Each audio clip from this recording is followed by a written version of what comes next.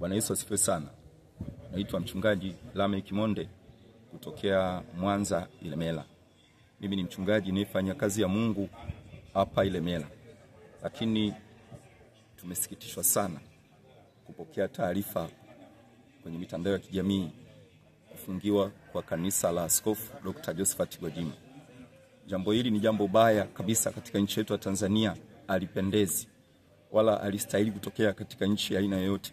Tanzania imekuwa ya kwanza kufanya jambo kama hili ambalo si zuri kwa maslahi ya taifa, si zuri kwa umma wa Tanzania.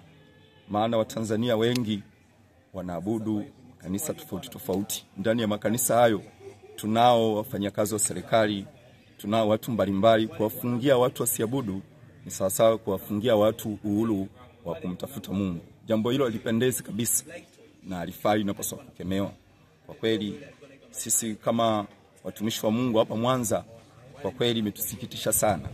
Niliomba serikali ya Mama Samia Suluhu Hassan kuchukulia hatua jambo hili, maana ni jambo ambalo si zuri kwa maslahi ya nchi yetu ya Tanzania.